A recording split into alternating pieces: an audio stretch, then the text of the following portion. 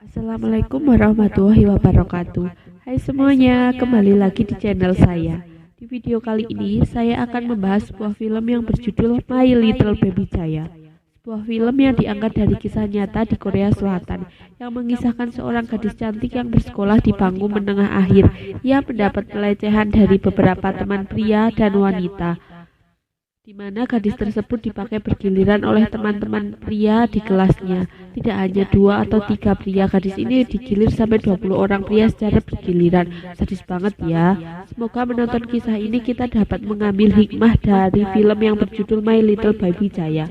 Pada tahun 2017 ini mendapat sambutan hangat pada tahun tersebut. Penasaran gimana lanjutannya? Ya sudah seperti biasa. Sebelum menonton video ini, jangan lupa tekan tombol subscribe dan nyalakan lonceng notifikasinya agar tidak ketinggalan video-video selanjutnya.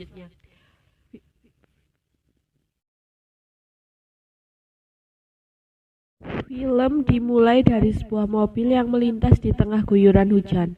Mereka dikejutkan dengan seorang wanita yang jatuh entah dari mana.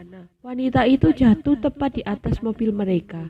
Karena panik, mereka pun melapor kepada pihak yang berwajib. Kemudian mayat tersebut dibawa ke ruang otopsi. Di sana detektif berpakaian hitam mengatakan bahwa wanita ini telah tidur dengan beberapa pria demi sebuah uang. Namun dibantah oleh seorang dokter. Ia mengatakan bahwa gadis ini mengalami pendarahan ketika ia jatuh dari gedung. Adegan selanjutnya dibuka dengan seorang pria yang berdiri di tengah danau. Dia sedang menaburkan abu mayat dari anaknya yang sudah bunuh diri itu. Adegan kembali menyisakan masa lalu seorang wanita yang bernama Jaya. Ia tinggal berdua dengan ayahnya yang mengalami gangguan mental.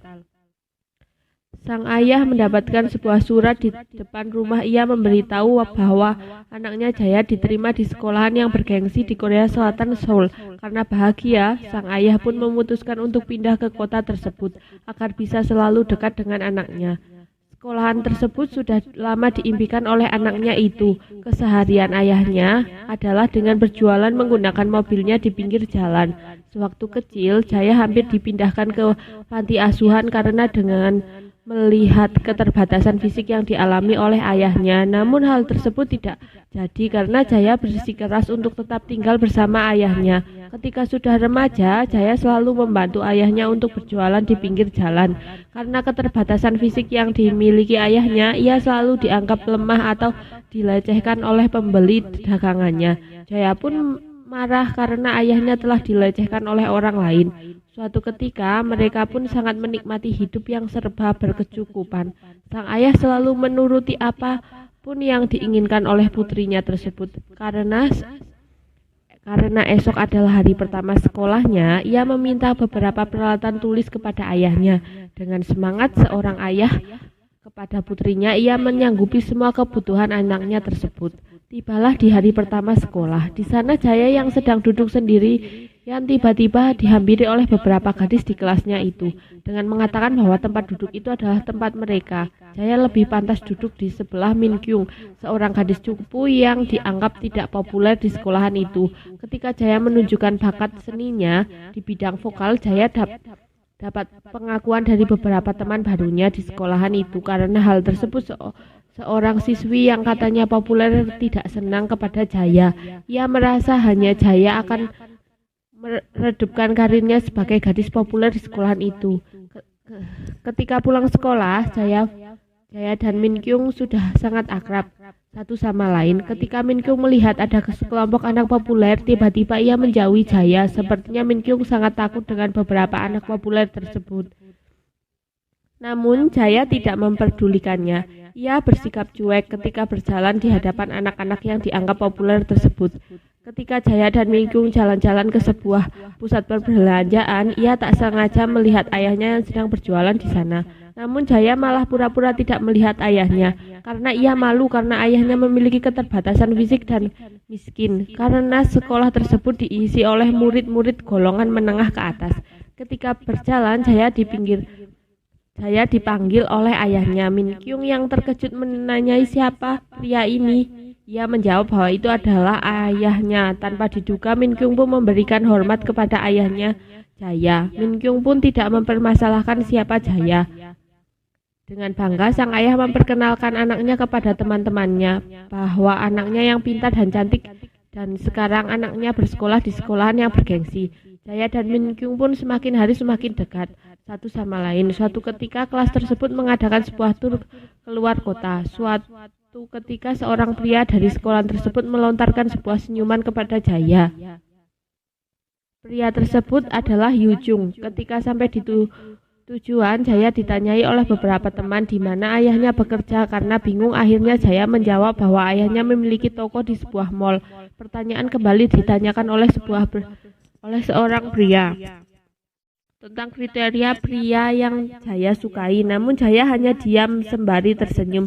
Suatu hari Jaya sedang berlatih vokal di tepi danau. Tiba-tiba ia dihampiri oleh Yu Jung, pria yang memberi senyuman kepada Jaya waktu di perjalanan. Di sana ia bertanya apa Yu Jung pria kriteria Jaya.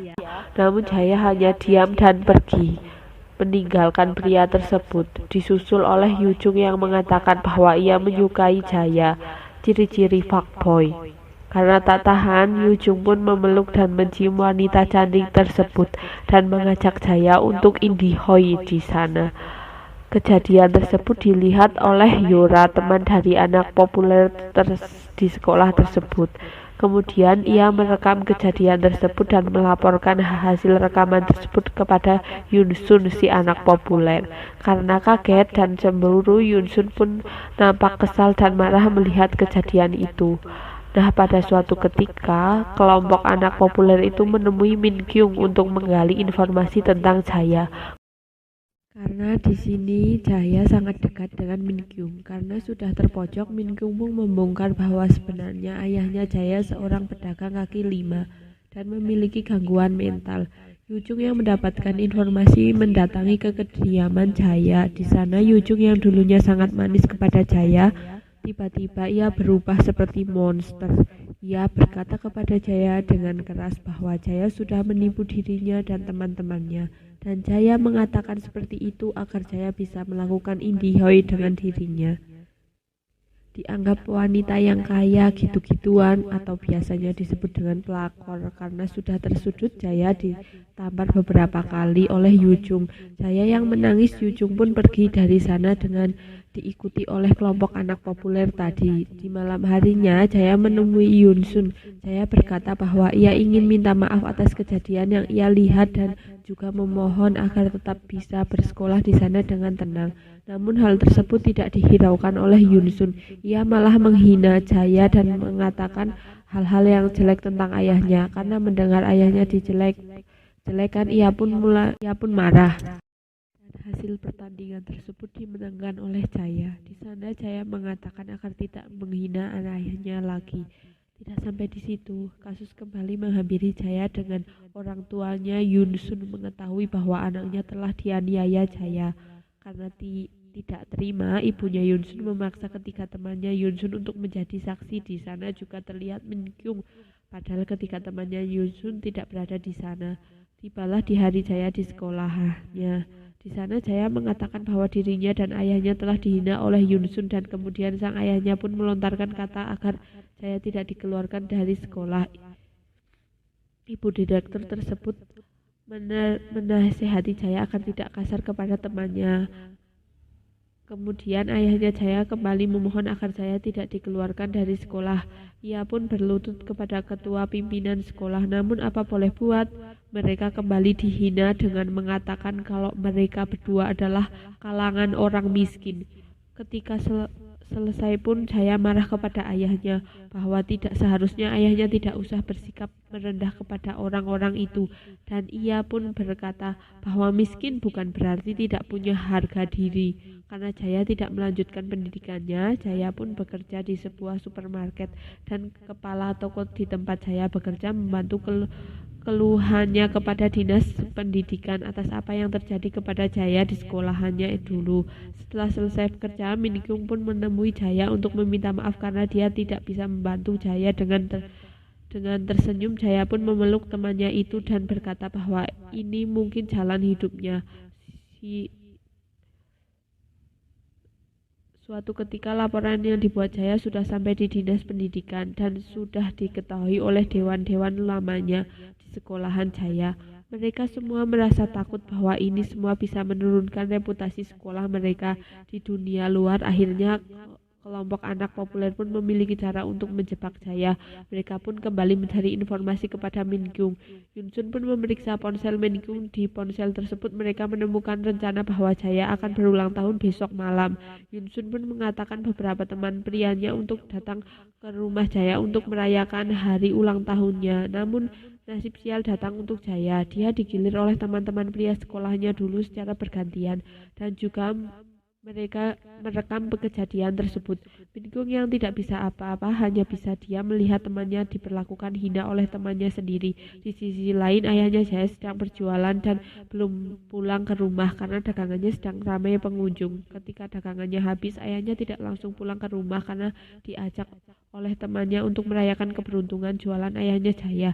Di sisi lain Jaya yang sedang bersama Yun Sun, dia di sana meminta Jaya untuk menarik laporan dari dinas pendidikan. Kalau tidak, Yun Sun akan memberitahu rekaman Jaya kepada ayahnya. Dengan terpaksa, Jaya pun mengiyakan permintaan Yun Sun. Singkat cerita, di sekolahan di keesokan harinya, teman satu sekolahnya dulu datang ke kediaman Jaya. Di sana, Jaya merasa risih dan akan melaporkan pria tersebut ke polisi. Tanpa rasa takut, pria tersebut berkata, itu tidak mungkin bisa terjadi karena orang tuanya dewan pimpinan di sekolah itu. Hari demi hari satu persatu pria datang ke rumah Jaya hanya untuk melecehkan dirinya karena merasa tidak ada harapan untuk melakukan sesuatu. Jaya pun dijual oleh teman-temannya untuk dijadikan wanita pekerja malam. Suatu ketika ia pun menulis semua kejadian yang ia alami tersebut di sebuah buku. Dan buku tersebut ia simpan di sebuah gudang tempat ia bekerja. Beberapa bulan kemudian seorang pegawai menemukan buku yang diselipkan. Kemudian kepala toko pun memberikan buku tersebut kepada ayah Jaya. Ketika ayah Jaya membaca semua curahan hati Jaya, ia seakan ikut menyaksikan kejadian yang dialami oleh Jaya. Kemudian sang ayah pun melaporkan kejadian tersebut kepada pihak sekolah lamanya Jaya. Namun dewan sekolah tidak menanggapi kejadian tersebut karena bisa menghancurkan reputasi sekolah tersebut. Kemudian ia pun mencoba untuk melaporkan kejadian tersebut ke kantor polisi, namun ditolak karena kurangnya bukti yang cukup. Singkat cerita, di malam harinya Min Kyung menceritakan kejadian semua yang dilihat. Namun ia tidak bisa berbuat apa-apa karena takut dirinya juga akan dilecehkan oleh mereka. Dan sekarang Min Kyung akan membantu ayahnya Jaya untuk membalaskan semua dendam ayahnya dengan memancing mereka bahwa mereka harus mengatakan kesalahan yang mereka perbuat. Dan ini adalah kesempatan terakhir mereka untuk mengakui semuanya. Tiba-tiba ayahnya Jaya datang dan menyiramkan air keras kepada mereka. Karena kejadian itu, ayahnya Jaya masuk berita dan masuk daftar pencarian orang. Di sisi lain, Yujung yang sedang berada di basement, tiba-tiba ia ditabrak oleh pengendara mobil yang ternyata ayahnya Jaya. Singkat cerita, ayahnya Jaya menangkap semua pelaku yang telah memperkosa anaknya. Mereka memohon untuk tidak dibunuh. Kesalahan ini mereka sudutkan kepada Yujung. Akhirnya pembalasan dendam pun dimulai. Ayahnya menghabisi semua pelaku hingga tewas. Tersisa satu pria, yaitu Yujung. Besoknya Yujung dibawa oleh ayahnya di sebuah danau menggunakan perahu. Di sana ayahnya Jaya menyuruh Yujung untuk menelan jarum pancing. Kemudian ayah Jaya menarik benang itu dan melemparkannya ke dalam danau. Setelah itu ayah Jaya bunuh diri dengan melompat ke dalam danau. Wah, sangat seru ya ceritanya ya. Kita bisa ambil hikmah dari kejadian ini ya. Kita bisa mengambil hikmah dari film ini. Jika hukum tidak bisa membuktikan kebenaran, apa salahnya diri kita yang bertindak? Terima kasih, jangan lupa like, comment, and subscribe. Jika kalian ada pendapat lain, jangan lupa ya tulis pendapat kalian di kolom komentar. Terima kasih.